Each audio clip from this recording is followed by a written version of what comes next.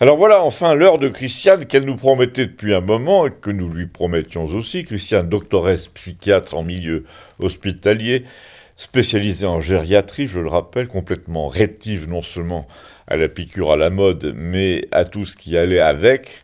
Le cirque planétaire sur mots-clés, tous sortis d'un cabinet d'études américain, des mots-clés traduits littéralement dans toutes les langues, gestes barrières, distanciation sociale, etc. Vous vous souvenez, les mêmes mots en français, en espagnol, en italien, c'était gros comme une maison dès le départ, mais les gens ont mordu à 60%, d'autant, je vous le rappelle, Christiane nous l'a rappelé, qu'ils risquaient de perdre leur emploi s'ils ne feignaient pas au moins de souscrire à toutes ces balivernes jusqu'à aller patienter au dispensaire avec les autres. À nous, nous disaient les affiches et les pubs à la télé, la liberté d'aller et venir, celle de rencontrer des amis au café, etc. Sous-entendu, des amis qui nous ressemblent, qui sont allés eux aussi faire la queue au centre commercial pour se faire picouser comme du bétail. Et vous allez voir, il va être question de bétail, donc la comparaison n'est pas vaine du tout. Il est temps de vous révéler en effet que pour ce numéro médical de Campagnol, que nous avons souvent reporté, Christiane a plusieurs fois changé de date parce qu'elle voulait que 2 personnes soient présentes parmi nous dans ma cuisine autour du chauffage au gaz. Le chauffage au gaz étant celui de l'automne ici. Ça rappelle un peu les brûleurs de l'église qui me fascinaient quand j'étais petit. C'était des grosses grilles qui chauffaient les fidèles en rouge et qui parfois à l'allumage faisaient de grosses flammes au-dessus des têtes qui m'impressionnaient beaucoup. Donc il y avait 2 personnes en plus parmi nous ce jour-là, outre Christiane et son Jules, qui était venu dans sa SM Citroën, outre Bernard et Suzanne, Hervé, Francesca, Léon et Gustave, et l'abonné et sa femme, enfin tout le monde, et surtout l'abonné au monde sans lequel l'exercice n'aurait pas été le même. Oui, il s'agissait de rappeler ce que les gens avaient subi avec le Covid, pas dans les entreprises, pas dans les bars à vin de Saint-Germain-des-Prés, pas parmi les citadins qui pensent que parce qu'ils sont nombreux, on organise tout pour leur bien. Les citadins, a dit Christiane, ont une résistance moindre à l'égard de la malveillance du système, car tout est fait pour qu'ils ne se rendent pas compte. La complexité du fonctionnement d'une grande ville, en quelque sorte, sanctifie les mesures qu'on peut prendre pour la faire fonctionner. Instinctivement, les gens se disent, puisque tout le monde a l'air de trouver ça normal, c'est normal. Ils se disent, autant de personnes ne peuvent pas se tromper en même temps. Or justement, voici, nous a-t-elle dit, Noémie, 44 ans, et Renate, 57 ans, que je vous ai amené pour témoigner déjà de ce qu'ont subi les gens qui avaient encore la ressource de dire « Non, je ne fais pas partie de la foule qui prend le métro, je déjeune pas à la cantine, donc je réfléchis, moi, à l'abri des influences. Et quand je réfléchis, justement, je me dis que je n'irai pas me faire piquer 2 et 3 fois pour un truc aux bénéfices complètement fumeux et aux effets secondaires mal évalués. Donc, dans l'ordre d'apparition en scène, dans mon théâtre personnel, a dit Christiane, quand j'étais encore en activité, il y a 4 ans, Noémie, 44 ans, est venue me voir un jour parce qu'elle voulait passer pour folle, auprès d'un psychiatre breveté, et qu'elle voulait un pseudo-suivi pour schizophrénie afin de conserver le bénéfice de l'arrêt maladie qui lui permettait de ne pas retourner à l'hôpital comme soignante, donc de ne pas être soumise au vaccin obligatoire. Elle s'était mise en maladie pour ne pas être suspendue sans salaire pour avoir refusé le vaccin. Mais je la laisse vous dire pourquoi elle a refusé à l'époque. Alors là, on a vu s'avancer une femme assez mignonne qui se réchauffait les doigts avec mon café Duralex, qui était venue en Renault Twingo bleu ciel de 2004, qui avait presque des couettes, enfin des barrettes et une raie au milieu, et des bottes, mais des bottes bleu ciel assorties à sa voiture, et elle a dit... Il faut préciser que je suis femme d'agriculteur, enfin d'éleveur, et que quand ils ont commencé à parler de vaccins ARN, nous, comme éleveurs, on avait déjà donné ces nouveaux vaccins là, qui sont censés programmer la cellule pour qu'elle fasse des trucs toute seule. On donnait déjà ça aux veaux et aux agneaux depuis 4 ans, et malheureusement pour eux, je veux dire pour le système, on était déjà assez alarmé par un nombre invraisemblable de fausses couches dans les troupeaux, de stérilité, y compris chez les taureaux. Donc, chez les paysans, ça se savait qu'il fallait se méfier. Donc, moi, à l'hôpital, j'ai dit, bouh, non, je veux pas. Quand on a proposé le vaccin et quand on a voulu le rendre obligatoire, j'étais infirmière de l'hôpital public, je précise, hein, pas privée indépendante. Vos infirmières privées indépendantes à Campagnol, je les ai vues à l'œuvre, ben j'ai qu'une seule chose à vous dire, je suis contente de faire partie de l'autre catégorie. Ça veut dire quoi, ça, a dit l'abonné au Monde, qui était très soucieux toujours de défendre le bilan de son maire, de notre maire, sur le trottoir de Campagnol, et donc le mérite de tous ceux qui œuvraient pour le bien commun dans le village. Et donc cette femme a répondu du tac au tac sans le moindre tabou. Bah, écoutez, ça veut dire que les femmes qui sont tout juste bonnes à faire des prises de sang et à fumer toute la journée sur le trottoir du cabinet d'infirmière et à intimider les vieux dans les fermes pour qu'ils se vaccinent jusqu'au moment où ils finissent par choper une maladie de Charcot ou un Parkinson. Et là, évidemment, elles disent que ça n'a aucun rapport avec le vaccin. Et ben voilà ce que ça veut dire, nous a-t-elle répondu. J'espère bien, a dit l'abonné au Monde, que YouTube va te sucrer le sujet. Ça, lui ai-je répondu, on va voir, hein. Je reviens, une fois de plus, plein pot, c'est-à-dire sur toute la longueur de la chronique sur cette plateforme qui apparemment s'est amendée, qui a décidé de ne pas pourchasser la vérité. Je me contente, moi, de raconter la vie des gens, la vie que j'observe, la réalité donc, et s'ils censurent, ils censurent la réalité, le réel, tel qu'on le vit. Mais, je dis, j'ai l'impression que ce qui les gêne à présent, c'est peut-être moins ce qu'on raconte sur l'injustice des suspensions de soignants, que sur le fait de décrire les effets secondaires. Je peux me tromper, mais la susceptibilité du système est bien plus chatouillée par ce qui vient, par ce qui est devant nous, que par le rappel du passé.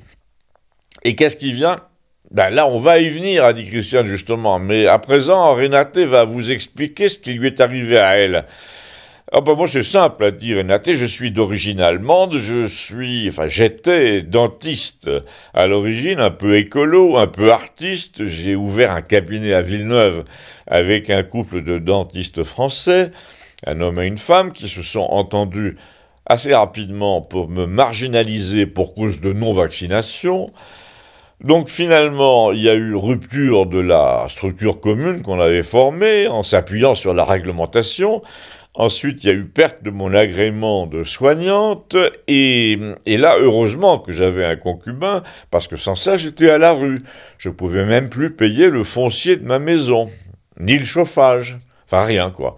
Heureusement, j'ai trouvé un emploi temporaire dans la décoration, que j'ai encore. Oui, parce qu'il faut dire, a rajouté Christiane, que Noémie aussi, elle a perdu tout salaire. Mais comme fonctionnaire, elle a perdu aussi toute possibilité de travailler ailleurs. Et elle n'avait pas droit au chômage non plus. Ça veut dire que parmi les filles qui ont subi la suspension sans indemnité, celles qui étaient seules dans la vie, et plus ou moins dépressives, parce que seules dans la vie, ont été carrément acculées au suicide. Tu ajoutes, a dit Christiane, qu'infirmière est l'une des vocations où l'on s'investit le plus sur le thème du service aux autres. Le jeu sert à quelque chose, souvent ça vient en compensation d'une enfance où justement on a été négligé, où on a eu l'impression de ne servir à rien. Donc pour résumer, on te dit à l'âge de 10 ans, mais t'es bonne à rien. À 30 ans, tu deviens infirmière, donc au moins là, tu es bonne à quelque chose, c'est-à-dire à ça, à apporter du réconfort aux vieux, aux malades, à les rassurer, mais le système te fait replonger dans le sentiment que tu n'as aucune valeur, que tu ne sers à rien, puisqu'il te congédie sans indemnité. Et beaucoup ne l'ont pas supporté, a dit Christiane, après quelques attentes au Resto du Cœur, leur résistance a lâché, et certaines se sont carrément supprimées. Spécialement, je le rappelle, dans la génération de Noémie, celle où on a encore un certain besoin de servir, d'être utile, parce que une infirmière de 22 ans d'aujourd'hui, donc c'est beaucoup plus terre à terre. C'est des heures de service parce qu'il faut bien gagner sa vie, c'est le téléphone portable toute la journée, Facebook, etc., les RTT et compagnie. D'ailleurs, a dit Christiane, à l'adresse de l'abonné au Monde, Jusqu'à nouvel ordre, c'est moi et Noémie qui avons une expérience hospitalière, et pas toi qui regarde BFM. Et moi, je vous ai toujours dit, ce qui est sorti depuis abondamment sous forme de rapport, tout ce qu'il y a de plus officiel, c'est que les hôpitaux n'étaient pas pleins de malades du Covid. L'effectif Covid représentait 2% des malades. La mortalité, n'en parlons pas, c'était dérisoire. Alors comme ça, les médecins auraient marché, a dit l'abonné au Monde, dans une combine monstrueuse en sachant tout ça. Non, non, non, pas du tout en sachant tout ça. C'est justement ça le problème. Eux aussi, dans une large mesure, on leur a bourré le mou avec les hôpitaux pleins. Et ils ont été abusés par leur ministre, par leur agence régionale de santé. À l'âge que j'ai connu, a dit Christiane, les vieux médecins qui lisaient Tonus, qui s'intéressaient à toute la recherche dans leur profession, qui étaient abonnés d'ailleurs à la revue Recherche, c'était ceux-là des médecins qui devenaient souscripteurs de l'Encyclopædia Universalis, des curieux, des humanistes, des gens qui savaient bien qu'ils n'avaient pas le temps, mais qui se tenaient au moins au courant, donc il y avait un jugement. Or, en fait, depuis 1995-2000, c'est fini ça. Les jeunes médecins gobent tout ce qu'on leur dit, déjà parce qu'il y a une explosion des molécules, des procédés, des mises sur le marché. Donc ils ont tendance à croire que tout a été fait dans les règles. Ensuite, parce que le coût de tampon principal vient des États-Unis. Et que donc le système français a tendance à dire, si les Américains ont validé tel médicament, chez nous ça devient une formalité, comme en toute chose, c'est devenu le réflexe habituel. Les USA sont la nation la plus vénale et la plus menteuse de la Terre, mais on tamponne tout ce qui sort de chez eux. Donc un médecin de 32 ans qui est un habitué de la modernité culturelle américaine, qui s'endort devant les séries télé, qui boit son café au Starbucks et qui va au McDo avec ses gosses, a naturellement tendance à croire tout ce qui vient de l'Amérique, surtout si les stars du showbiz te serinent qu'il faut aller se faire vacciner sans réfléchir, en écho d'ailleurs à tout le gratin hollywoodien qui te dit la même chose depuis le début, avec, a dit Gustave, une unanimité qui aurait dû faire réfléchir, parce que si tu regardes les obsessionnels du vaccin, c'est la quasi-totalité des gens du spectacle, y compris d'ailleurs le groupe Kiss dont le chanteur vient de mourir. Et moi ça me fait rire parce que tous ces rockers rebelles, satanistes habillés comme des démons te disent d'aller sagement au dispensaire. Ça rappelle les artistes soviétiques qui flétrissaient les tendances petites bourgeoises et révisionnistes sous Staline. N'importe quel esprit sensé était obligé de reculer devant tant d'insistance, mais non. Revenons-en au personnel médical féminin. Noémie, ici présente, me faisait remarquer que la moitié des infirmières les plus obsédées par l'obligation vaccinale, et pas seulement pour les soignantes, étaient des bonnes femmes qui avaient un compte à régler avec le monde masculin. Tu pourrais parler autrement, dit l'abonné au Monde, bonne femme. Bon, des gonzesses si tu préfères, a dit Christiane. Et là, Louise a éclaté de rire et Christiane a continué en disant, écoute, moi désolé, mais c'est mon métier d'analyser, disons, les comportements récurrents, et notamment en milieu gériatrique, hospitalier et gériatrique, et un comportement très courant des femmes soignantes avec les vieux masculins, pensionnaires masculins, c'est de les gronder, de les traiter de manière désinvolte et inflexible à la fois pour se venger de leur père et de leurs frères. Mais comment peux-tu dire ça ? Je dis ce que je veux, a dit Christiane, et je renvoie les gens à leur entourage. Le cas de ces femmes dans le milieu soignant qui aiment dominer les hommes malades et affaiblis mérite d'être étudié. C'est tout ce que je dis. Moi, j'ouvre les yeux et j'observe. Pour en revenir au vaccin, c'était aussi le moyen d'humilier les récalcitrants dans le milieu masculin agricole au nom de la raison, alors qu'en fait on était à fond dans la déraison. Le principe des soignants dominateurs à l'époque, c'était « il faut pas plaisanter avec ça, j'en sais plus que vous, et moi je vous dis que ». Alors que c'était pas vrai du tout. Ce qu'elles savaient en plus que Noémie, que Renate, c'est qu'on leur avait dit que. Mais jamais elles ne se sont penchées elles-mêmes sur les chiffres, sur l'efficacité réelle du masque, par exemple, soi-disant sacré. Jamais elles n'ont regardé les études. elles se sont contentées de dire « si c'est paru sur Internet, ça vaut rien ». Montre-moi plutôt un article du Monde. Et là, l'abonné au Monde a évidemment hoché la tête, ce qui a fait réagir sa femme, qui a dit Albert, à un moment, il était prêt à justifier qu'on n'impose ni le masque ni le vaccin dans les boîtes à partouze. C'est normal, a dit Gustave, c'est là qu'ils allaient tous. Qui ça, il? L'abonné au Monde est toujours très sourcilleux quand on dit il. Ils, tous ceux qui décidaient pour nous, tous ceux qui fusillaient la vie des gens, tout en continuant à toucher leurs 10 000 par mois, à ne pas se faire vacciner eux-mêmes, je vous le rappelle, tous ceux dont on a les noms car ils ont voté des choses invraisemblables, scandaleuses, comme par exemple l'interdiction de RSA aux non-vaccinés, ce qui revient à condamner les gens à mort, littéralement. D'ailleurs, énormément d'entre eux se sont soustraits de la vie sociale, pour parler pudiquement, à cette époque et à cause de ça. Donc finalement, il y a eu pratiquement plus de dégâts par désespoir qu'à cause de la maladie elle-même, sans parler évidemment des faillites, des vies bouleversées, des enfants élevés dans une situation stressante et qui n'apprennent plus rien. Et attends, a dit Christiane, jusqu'ici on ne parle que de la maladie et de sa perception ridiculement amplifiée, sur ordre évidemment des Américains. Son origine, c'est pareil, c'est évidemment le fait aussi des Américains. Des rapports de plus en plus poussés établissent clairement le lien entre la recherche sur les virus qu'on a voulu rendre dangereux juste pour voir comme ça et ce qui s'est passé. Des gens disent que c'est une opération de l'OTAN, ça j'ai pas les documents, mais moi ce que je vois sur le plan médical, c'est que rien ne justifie rien, sauf si on considère que c'était une façon, tout ça, d'obliger les gens à prendre le vaccin. Et c'est là que le gros de l'affaire se dessine pour le futur, et je serais curieuse de savoir ce que Léon en pense, parce que la montagne des révélations se dessine. Oui, il y a eu une politique délibérée grossière pour imposer un produit douteux, et tous les politiques sont sortis du bois les uns après les autres. Et là, l'abonné au Monde a sorti lui-même un peu vite son argument massu qui était « Trump a été l'un des plus actifs défenseurs du vaccin pour tous ». Je ne dis pas le contraire, a dit Christiane, je pense qu'il a été abusé, comme tous les Américains de base, et comme nous, par une poignée de salopards. Il a été intimidé au nom de la science. Tout ça, ça fonctionnait par intimidation à la base. Si tu n'étais pas piqué, si tu invitais à la prudence, on te montrait les conséquences de ton attitude, et ce mécanisme psychologique était tellement au point, tellement prévisible, qu'il finissait par agir comme un bec verseur pour toutes les autres formes d'intimidation.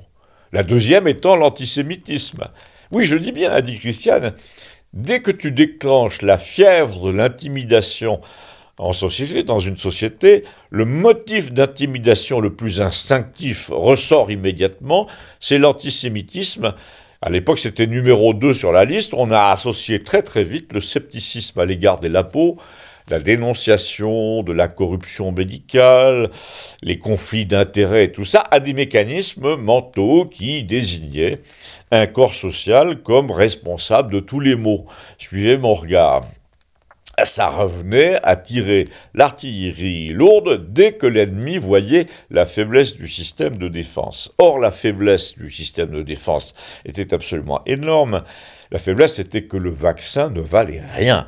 Il ne soignait pas, il n'empêchait pas de transmettre, et même il avait tendance à te refiler le Covid 2 fois par an, alors que les gens non vaccinés, dans le pire des cas, ne l'ont attrapé qu'une fois, histoire de faire des anticorps, comme après n'importe quelle grippe. Quoi, mais tu affirmes, a dit l'abonné au Monde, des trucs comme ça, j'ai rien vu sur le papier qui confirme ce que tu dis.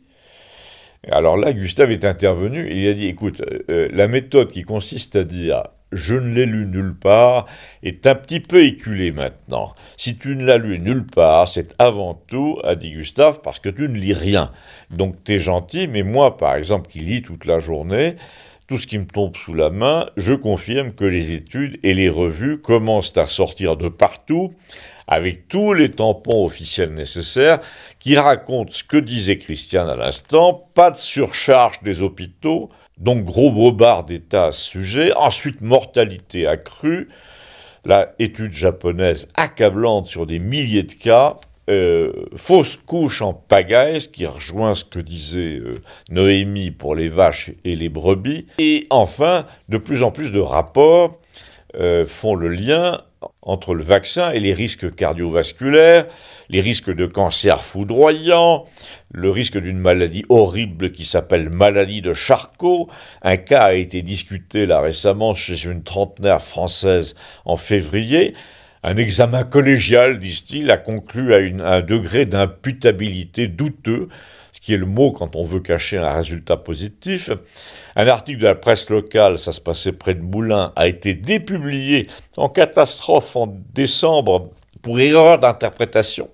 Il racontait le calvaire d'une jeune femme, je crois qu'il s'appelait Mélanie, et Christiane a souligné, ils ont pris le prétexte qu'il a fallu 1 an pour déclarer le verdict Charcot, et que donc c'était trop loin du vaccin, mais les premiers symptômes, en fait, sont apparus juste après les piqûres. Enfin bref, ils se foutent de nous, et je vais te dire, le meilleur indice qu'ils se foutent de nous, c'est que la Brigitte est montée au créneau à propos de la maladie de Charcot.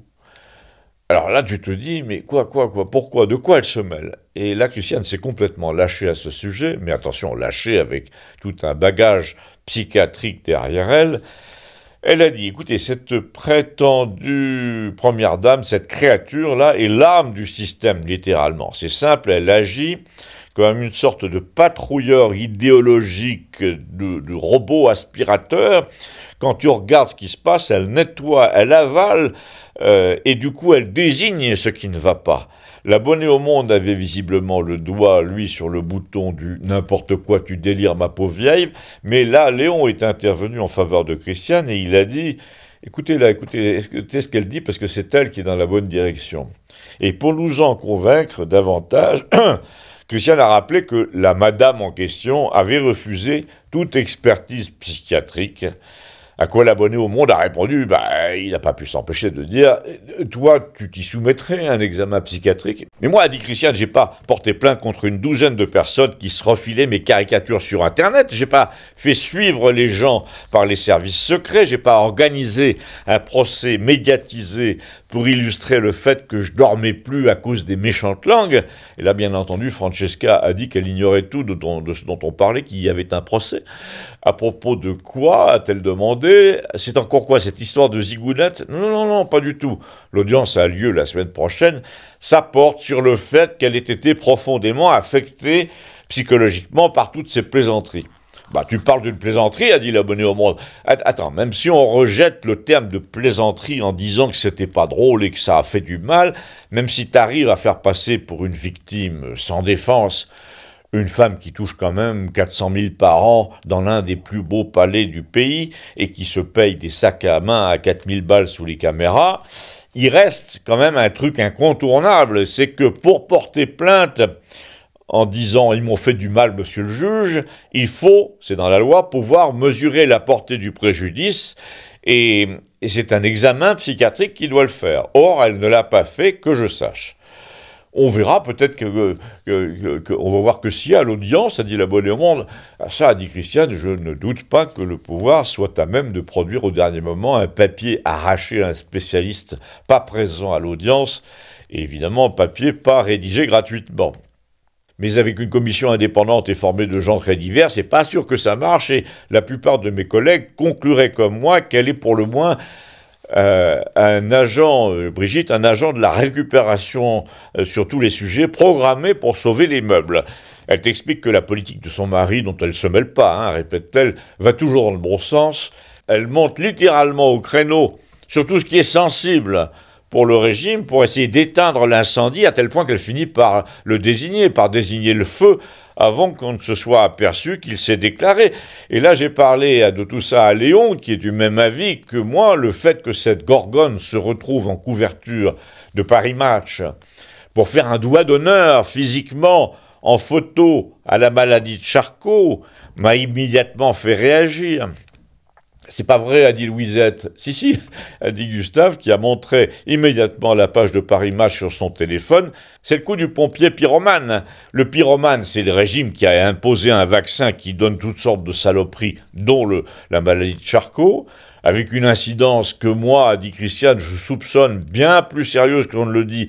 Les derniers chiffres indiquent quand même qu'on s'attend à une augmentation de 70% de maladie de Charcot mondialement avant 2040.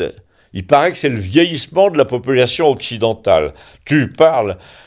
Le pompier, c'est donc tous ceux qui ont l'habitude de lancer un rideau de fumée pour dire on est conscient du problème, on vous a pas attendu pour lutter contre ce fléau, vous ne pouvez rien nous reprocher puisqu'on organise des dîners de charité et des collectes pour la recherche.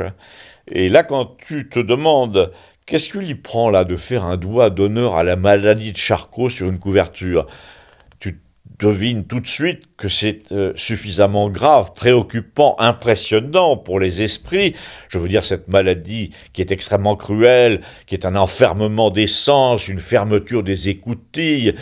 Elle est en plus très douloureuse à cause de l'impossibilité de respirer ou de se nourrir. Un généraliste de mes amis a dit Christiane, m'a dit récemment, des Charcots, j'en voyais un par an, désormais c'est 2 par trimestre. Or, ce qu'il faut savoir, c'est que cette campagne du doigt d'honneur arrive pile au même moment que la directive européenne, comme quoi il faut effacer les dossiers d'effets secondaires. Attends, je comprends pas bien. Pourquoi ça serait pas lié au vieillissement de la population, a demandé l'abonné au Monde? Parce qu'il y a, a dit Christiane, des clusters, des endroits où il y a plus de maladies de Charcot qu'ailleurs, et donc apparemment il y a des facteurs toxicologiques qui entrent en jeu. On a eu plusieurs Charcots déclarés au même endroit à cause de facteurs chimiques, de champignons vénéneux par exemple, donc ça veut dire qu'une substance étrangère, douteuse, suivez mon regard, peut être en cause, peut le déclencher. Mais je suis comme Léon. Je dis que la seule campagne de la Gorgone, pourquoi la Gorgone? Parce qu'elle t'interdit de regarder derrière toi. Cette seule campagne de soi-disant prévention du Charcot, en couverture des journaux, là, désigne en fait le problème. Elle fait pas ça pour rien. Elle a lu les rapports qui disent que c'est un fléau mondial qui s'annonce, et qu'il s'annonce d'une manière qui coïncide avec certaines campagnes sanitaires du passé. D'où l'interdiction gorgonale de se retourner, en effet. En bonne agente du système, elle veut éviter que les gens toujours prompts à voir le mal, surtout si c'est le mal qu'on leur fait, n'en tirent des conclusions hâtives. D'ailleurs, a dit Gustave, j'ai interrogé l'intelligence artificielle, Grok, je crois, à ce sujet. Elle te dit que non, rien ne permet de penser que ceci et cela. Mais quand tu lui dis « Attends, Grog, tu fais l'impasse sur des cas pour le moins douteux dont tu ne m'as pas parlé », elle te dit « Oui, excuse-moi », et là, elle déverse une partie du dossier qu'elle a donc voulu cacher et des chiffres qu'elle a occultés dans un premier temps. Grok fait toujours ça, il faut toujours mettre en doute ce qu'il affirme au début, et là tu vas voir qu'il arrive immédiatement à produire des faits contraires à ce qu'il vient de dire. De toute façon, a dit Christiane, ces imbéciles de la santé européenne sont en train de ruiner tous leurs propres efforts pour nous faire croire que les gens qui font des malaises sur les plateaux de télé, les gens qui attrapent le Charcot, les gens qui tombent en salle de sport, ceux qui font un cancer du pancréas à 40 ans, comme ça en 2 semaines, les gens qui chopent des thromboses à répétition, tout ça n'a aucun rapport avec le vaccin. Et tu sais pourquoi, a-t-elle demandé expressément à l'abonné au Monde? Parce que, je le répète, l'Agence européenne du médicament vient de demander par circulaire discrète, pas si discrète que ça apparemment, la suppression des données sur les effets indésirables et surtout leur localisation en Europe. Prétendument pour protéger l'anonymat des personnes vaccinées. Tu parles. Et là, pendant que nous parlions de tout ça, Léon était en plein aparté assez rapide, mais assez bruyant, avec Vladimir sur son portable à Budapest, en lui répétant « je te rappelle cet après-midi ». Léon a dit « oui, je suis un peu distrait aujourd'hui, car je suis troublé par des intuitions selon lesquels tout se rejoint en ce moment plus ou moins. D'abord, je vois quelque chose se profiler à Budapest. Apparemment, la conférence de paix qu'on annonce, de capitulation, en fait, aura lieu dans 2 semaines. Et Vladimir m'a dit qu'il connaissait déjà les lieux, mais surtout qu'il va s'y passer un truc, celui que j'annonçais, un dernier coup d'éclat qui va essayer de précipiter les gens vers la guerre, monté sans doute par Zelensky et Macron, mais qui va échouer, parce que les trafiquants d'enfants et d'organes et de cellules fraîches et les satanistes de tout poil qui ont été hébergés par Kiev pendant 15 ans n'ont aucun intérêt à ce que la paix se traduise par une révélation des archives du système OTAN. Des archives qui remontent à la guerre du Kosovo, en fait. On oublie de dire que les guerres sont des grandes pourvoyeuses d'orphelins. Et l'on voit, a dit Léon, ce qu'on fait en France des orphelins. Mais non, on voit pas, dit l'abonné au Monde. De quoi tu veux parler? Si, avec l'ASE, on voit. Prostitution, etc. Après 10 ans de guerre, en plus, tu as des milliers d'enfants en Ukraine qui naissent sans être déclarés à la naissance, qui sont donc élevés par des mafias qui les vendent à 10 ans et les font disparaître sans problème, puisqu'ils n'ont pas d'état civil au départ. Les font disparaître dans quel but, a dit l'abonné au Monde, qui feignait toujours l'ignorance comme d'habitude. Ça, je te laisse y réfléchir, a dit Léon, avec un calme un peu menaçant, mais je viens d'écouter, comme tout le monde, à la radio, pendant 2 semaines, les comptes rendus du procès où le type, là, le jubilard, a tué son épouse, dont on n'a pas retrouvé le corps. On peut dire qu'on nous a bien tartiné avec ça. Tandis que pour la petite Lola, découpé en morceaux en plein Paris, le procès va être plié en 3-4 jours. La fille, l'Algérienne qui a fait ça, nous répète qu'elle est coupable depuis le début, dès le premier jour. Elle demande pardon à la famille de manière tonitruante. Ça ressemble en tout point à une consigne. Il faut écarter, elle doit écarter tous les soupçons, pas de réseau, pas de secte, pas de crime commandité, circuler, il n'y a rien à voir. Il n'y a rien à voir ailleurs. En tout cas, la justice ne juge pas opportun, visiblement, de regarder ailleurs. Et ailleurs, c'est quoi? Ce serait étonnant que la petite américaine Candace Owens ne finisse pas par y jeter un coup d'œil parce qu'elle pense que tout est lié et elle a raison. Ailleurs, ce sont des témoignages en pagaille, y compris de la sœur de la meurtrière, selon quoi elle était sous l'emprise d'un gourou sataniste qui aurait tué d'autres enfants. Des signes bizarres ont été tracés sur le corps, une intervention hyper étrange de l'ancien maire de New York, Bloomberg, a eu lieu aussi, qui après avoir fondé, ce Bloomberg, des écoles à New York avec Epstein et Soros, a financé une fondation pour les parents de Lola, lesquels ont divorcé immédiatement, le père s'est noyé dans l'alcool et il en est mort, de chagrin soi-disant. Avant ça, on avait reçu les fameux parents à l'Élysée. Oui, bizarrement, là-haut, à l'Élysée, on s'intéresse beaucoup à l'affaire. Et là, a dit Léon à Christiane, expressément à Christiane, pour marquer le coup, le mécanisme là dont tu nous parlais à l'instant semble être à l'œuvre une fois de plus. En tout cas, on peut se poser la question. Quel mécanisme, a dit l'abonné au Monde? On apprend, a dit Léon, en enjambant ostensiblement sa question, on apprend, c'est notoire, ça a été rendu notoire, que Brigitte téléphone chaque mois à la mère de Lola pour lui demander comment ça va. Et alors, a dit l'abonné au Monde, alors rien, a répondu Léon, on va parler de Budapest si tu veux bien et de Vladimir. Mais non, c'est trop facile, qu'est-ce que tu veux dire? Bon, allez, tiens, a dit Léon, parle-nous plutôt de ton intention de briguer la mairie de Campagnol. Je ne vois pas le rapport, et en plus je ne vois pas ce qu'il y aurait de si risible là-dedans. Et nous, a dit Gustave, on voit très bien ce qui est risible. C'est que les gens comme toi, là, qui n'ont aucune popularité, dont tout le monde dit que ce sont des chieurs, hein, pour être franc, veulent toujours se faire élire, le genre Édouard Philippe, quoi. Alors que ceux que la population aime bien, ceux-là ne veulent pas y aller généralement. C'est ce que dit Léon à propos de Philippe de Villiers, que les gens vont aller camper sous son balcon un jour pour qu'il consente enfin à se présenter. Et il annonce qu'il va finir par dire oui, d'accord, mais je fais le sale boulot qui consiste à virer les parasites les fondations, les cabinets d'études, les contrôles de qualité qui engraissent principalement les contrôleurs. Je m'engage, va-t-il dire, à rétablir le franc, à laisser l'Europe s'effondrer plutôt que de la quitter vraiment. Tout le monde dit Frexit, Frexit, mais la question Frexit, oui ou non, ne se posera bientôt plus. L'OTAN va disparaître. Et l'Europe avec, parce que l'Europe n'est rien d'autre que l'OTAN. Et le Covid n'est rien d'autre que l'OTAN aussi, a dit Christiane. Et il va dire au patron allemand, je vous comprends, la France a été dépouillée comme vous alliez finir par l'être, mais heureusement, nous sommes libérés de l'OTAN, la Russie a besoin de notre industrie, le franc a besoin de la Russie, notre industrie aussi a besoin de la Russie, notre ordre public, plombé par l'immigration, a besoin de la Russie. Quoi, Villiers va dire tout ça? À un moment donné, a répondu Léon, un homme politique désigné par les circonstances se dit à quoi bon résister, et il dit ce que les gens veulent entendre. À bientôt, merci.